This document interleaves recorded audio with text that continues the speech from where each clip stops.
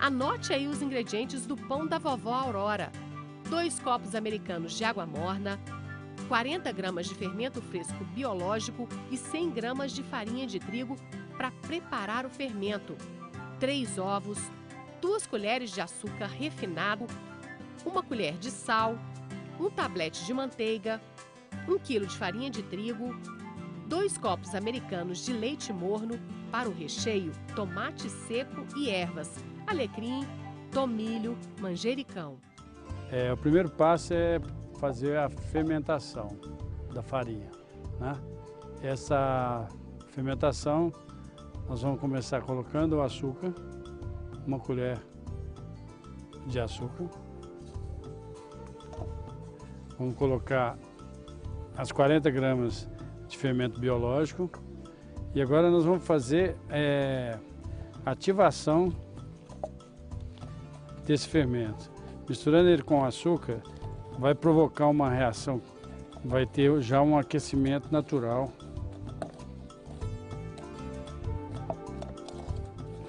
Essa é a reação que vai começar a gerar a esponja daqui a pouco.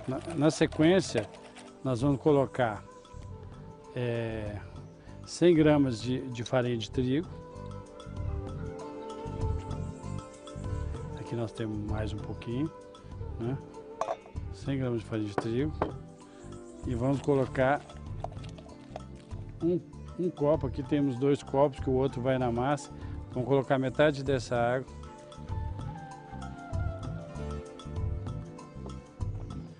E aqui você mexe para misturar, né? Continuar essa ativação, e depois nós vamos cobrir com o filme e deixar descansar em torno, dependendo da temperatura, em torno dos 30 minutos, dependendo da temperatura ambiente. Aqui nós vamos colocar, misturar os ingredientes secos, que é 1 colher de sal, né? Aí eu misturo já na farinha para homogeneizar. E na sequência eu vou colocar os ovos, né? Dar uma misturadinha para ajudar também, mesmo critério de homogeneização. Vou colocar um pouco dessa água aqui, mais ou menos 1 copo, né? E aqui o leite. Está medido. A manteiga. Aqui agora vai entrar aquela esponja de fermento que tem que estar já crescida, né? Já toda parece uma espuma. O fermento que ficou crescendo.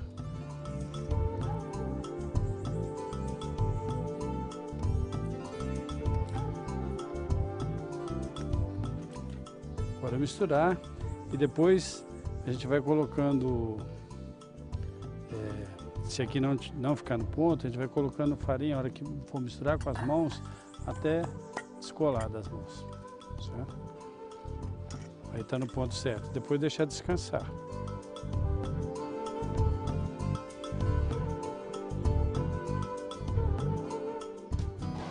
Cubra com filme plástico e deixe descansar por cerca de 30 minutos. A massa vai dobrar de tamanho.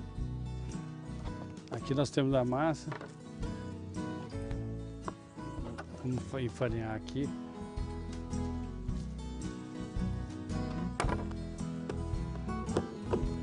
Olha como a massa está fofa. Olha, isso tudo faz parte do crescimento. Então, o que eu faço? Eu modelo ela assim, mais ou menos numa quantidade uniforme.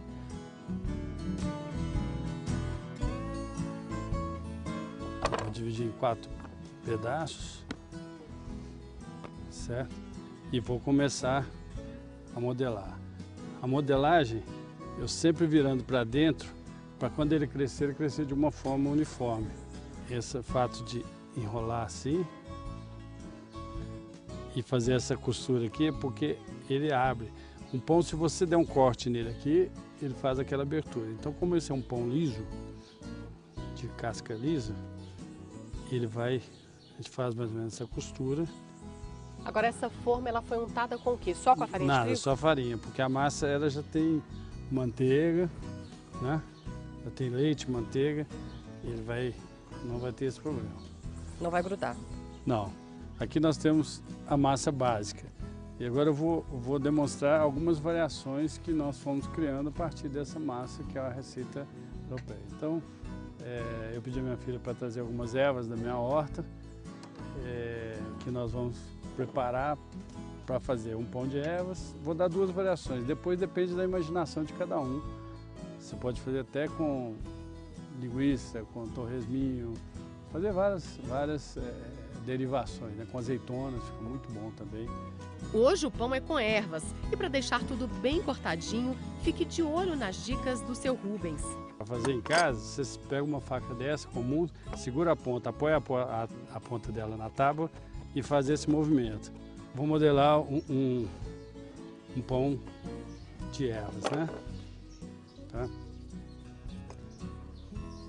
O que eu faço? Eu vou abrir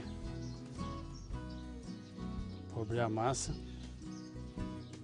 para que ele chegue a todos os pontos, né? O centro. E agora nós vamos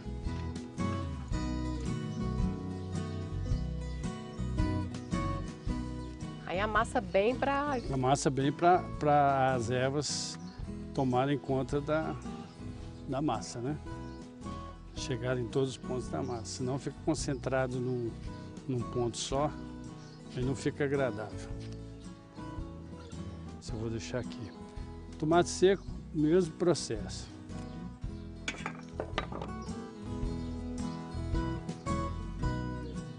Não tem importância se tiver algumas ervas.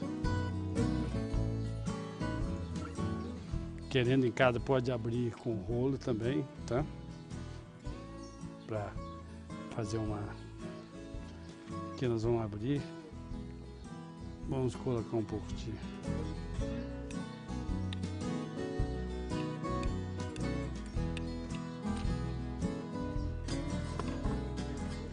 você pode achar a princípio que é muito, mas o pão vai crescer.